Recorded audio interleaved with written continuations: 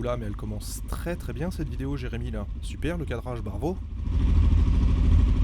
Ouais. Bon.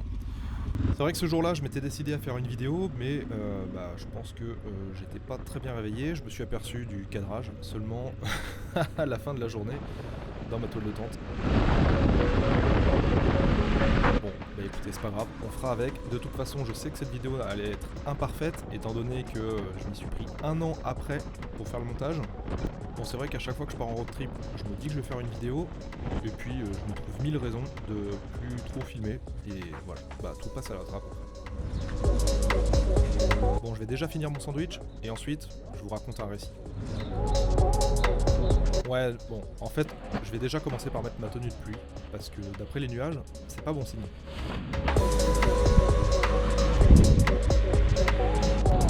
Bon bah c'était écrit, hein, pas de surprise. De toute façon, ça fait partie du voyage, faut faire avec. En attendant, je vous laisse avec le mois du passé, parce que oui, j'avais quand même pris le temps de faire 2-3 récits. Allez, je suis sur la route, c'est parti pour 3 jours en Andorre. Je vais essayer de créer du contenu pour les sacs. Et puis je vais certainement pas mal rouler, je pense, pour profiter tout simplement du paysage. Je pense que je vais être dans les montagnes, donc ça risque d'être pas mal, ça devrait être sympa. Et du coup ce sac, eh ben, franchement je suis trop content parce que il est quand même bien confortable. Et là après 4 heures de route maintenant, pour le coup j'ai pas encore eu mal aux épaules. Ça commence à être un peu lourd parce que forcément j'ai un peu de matos dedans, donc il y a du poids. Mais vraiment au niveau confort, il est impeccable. Donc je suis trop content de l'avoir pris. J'ai pu mettre pas mal de trucs dedans, donc c'est chouette. En tout cas, je vais reprendre la route, il me reste 2 heures je crois, 2h30 maintenant. Donc j'en ai plus pour très longtemps. Je pense que je vais attaquer la meilleure partie routière parce que je vais arriver dans les montagnes, tout ça, donc ça risque d'être plus sympa à conduire. Et puis je vais essayer de montrer un maximum de choses sur ces quelques jours de voyage. Allez, let's go!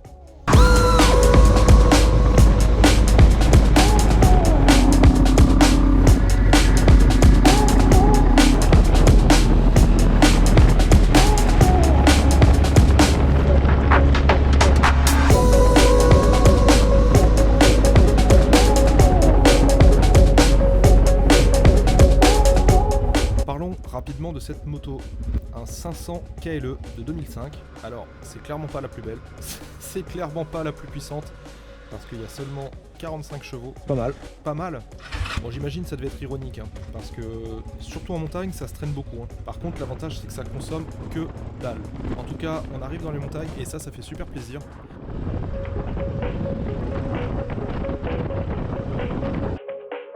Je vous laisse apprécier évidemment cette vidéo en accéléré, et puis ensuite je vais faire place à un petit feu de camp. Parce que je vous l'ai pas dit, mais l'objectif premier de ce petit road trip, c'était déjà de m'installer au bord de la rivière, c'était super agréable, mais surtout le premier soir, j'avais décidé de me faire un petit barbecue. Bon, sur le papier, je suis bien d'accord que ça fait rêver, par contre en réalité ça a été une vraie galère. Et... mais attends, et tu fais quoi toi d'ailleurs? Ouais, je vais pris mes couverts. D'accord, ok. Bon bah ça promet pour la suite alors. Bon déjà il faut savoir que j'avais acheté un kit de barbecue, mais c'est pas incroyable ce truc. Et puis surtout j'avais qu'un briquet pour allumer le feu, bah comme je l'ai dit c'était pas incroyable ce truc. Donc plutôt de vous expliquer comment j'ai honteusement fait pour allumer ce feu, bah je vais vous laisser avec une image d'un pêcheur.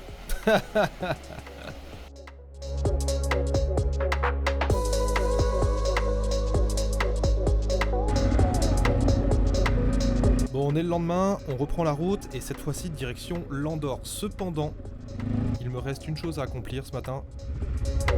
Le rituel de chaque road trip, le petit déjeuner chez McDonald's.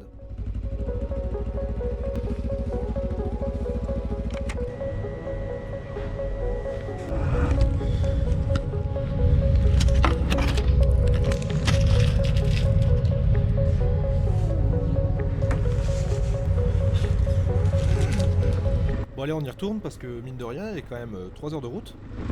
Et puis j'ai aussi des choses à vous raconter accessoirement. Mais en attendant, je vais vous laisser profiter un petit peu de ce paysage et puis aussi de ces beaux virages qui étaient ma foi plutôt sympas.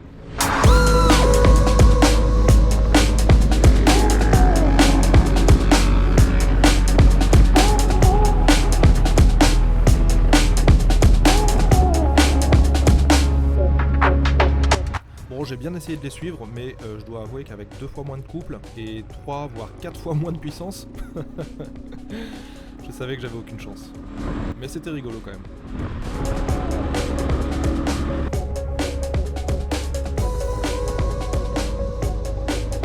Bon, en tout cas, on roule, mais on se rapproche de notre destination qui était l'Andorre.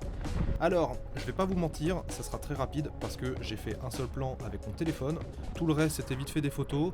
Ce que je peux vous dire, c'est que j'ai vraiment apprécié cette ville parce que c'est hyper propre, hyper carré. Bah quoi, c'est déjà fini? Ah bah attends, j'ai prévenu que ça allait être très très court. Mais pas de panique, on retourne dans les montagnes tout de suite. Je vais laisser la parole à mon bois du passé, qui lui va vous raconter un récit.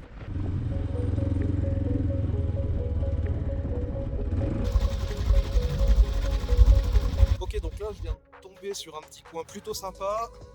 On peut voir derrière, on a une belle vue sur les montagnes. En tout cas, je me suis dit que ça pouvait être sympa de me poser ici, de parler sur 2-3 sujets. Qu'est-ce que je voulais aborder? Donc en fait, c'est vrai qu'on me pose souvent une question. Pourquoi je pars régulièrement tout seul et pourquoi je pars pas avec des potes? Et ben, alors tout simplement parce que souvent c'est dur de se coordonner au niveau des dates entre ceux qui travaillent, ceux qui sont pas disponibles. Cette année, je voulais partir à cette date-là. Donc je me suis pas trop préoccupé si jamais il y avait du monde de dispo ou pas.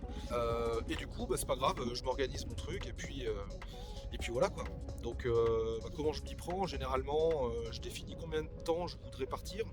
Je sais qu'il y a une année, je suis parti en Corse, je voulais faire le tour de Corse. Je me suis dit que une semaine, ça serait ok. Et là, en pro, je m'étais dit, je connais pas l'Andorre. Je suis jamais allé en Andorre, donc c'est l'occasion.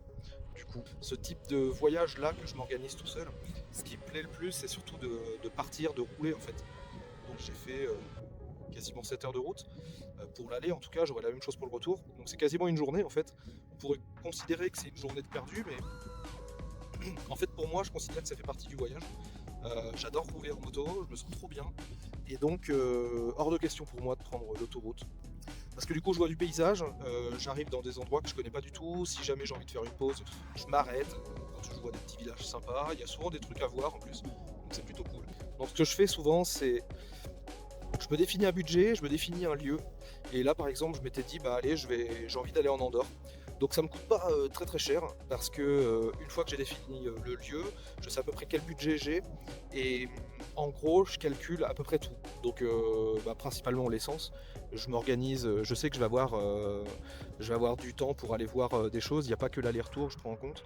Et là par exemple, je voulais donc venir en Andorre, donc ça je savais que c'était une journée aller, une journée retour. Je m'étais dit 3-4 jours max. Donc après j'ai un jour off en gros, donc qu'est-ce que je vais faire? Et en fait, voilà, c'était vadrouiller dans les montagnes, voir un peu ce qui se passe, se faire une balade en Andorre. Donc c'est pareil, tout ça, je calcule à peu près l'itinéraire pour avoir une idée du budget essence que j'ai. Et ensuite, je vois où est-ce que je dors, si je prends Airbnb, si je prends un camping. Et puis après, je me définis un budget repas. Et puis voilà quoi. Donc en gros, là, je suis sur un budget de 250 € pour 3 jours. Ce qui est pas déconnant parce que je crois que j'ai un truc comme 150 € d'essence. Ensuite après qu'est-ce que je fais sur place? Et bien du coup par exemple toute la journée d'hier donc j'ai roulé et ça me plaît vraiment pour venir, c'est vraiment un gros kiff. Donc en gros je prends pas l'autoroute, hors de question de faire ça. Je prends les départementales, je découvre des petits endroits sympas, je m'arrête dans des lieux pour m'arrêter, pour faire des pauses, pour manger, tout ça. Donc ça c'est cool. Et puis après, j'arrive au camping, je m'installe tranquille, je mets ma petite toile de tente, je prends mes marques. Puis généralement, quand j'ai fait toute la route pendant une journée, le soir j'aime bien me poser, donc je m'achète 2-3 trucs et puis je me pose sur ma chaise et je profite un peu du moment. En plus là, le camping c'est trop bien parce que je suis à côté d'une rivière, donc plutôt cool. C'est sympa, ça fait une bonne ambiance. J'ai prévu d'aller faire un petit restaurant tranquille, pizza je pense. Me poser, regarder un peu ce qui se passe sur les réseaux, jouer aux échecs, lire. Bon après je trouve toujours des trucs pour m'occuper. Mais ce que j'aime bien dans ces voyages en fait, j'essaie de le faire une fois par an. Parce que contrairement à ce qu'on peut penser, je m'ennuie pas du tout. On peut croire que je m'ennuie. Alors si bien sûr j'ai des moments où je sais pas quoi faire et que je me dis putain si j'étais avec des potes ça serait trop bien parce que on pourrait parler, on pourrait se poser quelque part. Mais ça c'est pas grave, parce que c'est ce que je fais dans la vie de tous les jours globalement. Dans la vie de tous les jours, bah, on a toujours des moments où on s'ennuie un peu. Et à ce moment-là, ce qu'on fait, bah voilà, on regarde ce qui se passe sur les réseaux, on regarde des vidéos, un film, on appelle des potes, on fait un truc quoi. Alors que là, moi, ici, je suis tout seul dans un endroit que je connais pas du tout. Et en fait, j'ai pas le choix d'être tout seul avec moi-même. Et ces moments-là, en fait, je trouve, ils sont très bénéfiques parce que ça me permet de réfléchir à plein de choses sur ma vie, sur mon côté pro, mon côté perso. Je fais le point un peu où j'en suis. Et tout ça, ça me permet de réfléchir à des questions que je pourrais me poser et de trouver plus ou moins des réponses parce que de toute façon, j'ai rien d'autre à faire. Donc, bah, du coup, je trouve que c'est cool. Mais en tout cas, voilà, je suis là, je me pose, je suis trop bien là, il y a personne, je suis au milieu de nulle part, il y a les montagnes tout autour, vraiment, je kiffe ce moment parce que dans mon quotidien, ça, je le fais pas. Je peux jamais le faire en fait. Et là, du coup, c'est trop bien. C'est vraiment, je me ressource en fait, plus ou moins. Donc c'est vraiment des voyages, des moments que j'apprécie énormément. J'en profite aussi pour faire des images, du contenu pour la marque, avec le petit sac Mozukai. C'est vrai que c'est une marque que j'essaie de développer. C'est pas facile parce qu'il y a beaucoup de concurrence et puis c'est pas un projet principal, donc bah, j'ai d'autres choses à faire. Ce que j'essaie de transmettre avec cette marque en fait, c'est pas juste vendre des sacs, juste faire de l'argent, c'est pas du tout ça. Ce que je veux, c'est vraiment proposer aux gens une expérience. C'est vraiment faire passer le message que allez-y, vous pouvez vivre des choses. Parce que de rester cloîtré chez soi, de ne pas voir ce qui se passe ailleurs, et ben, c'est vraiment dommage parce que ça ouvre énormément l'esprit. En tout cas, ce sac, je trouve, c'est vraiment pour moi le moyen de, au-delà d'une organisation, voilà, le message, le sac en lui-même, ce que j'essaie d'en extraire et de proposer, c'est voilà, d'être organisé. Mais vraiment, au-dessus de tout ça, c'est vraiment la mission, la vision de la marque, c'est vraiment de vivre une expérience, d'écrire son histoire, quoi. Donc voilà, j'ai encore du boulot à faire pour que ce message il soit bien transmis. Ça se fait pas du jour au lendemain, forcément, ça prend du temps.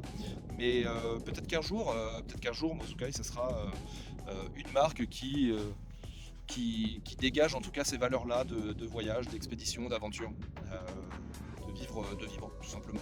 Bref, je vais m'arrêter là. Je vais faire un petit coup de drone, je pense ici, parce que le coin est plutôt sympa.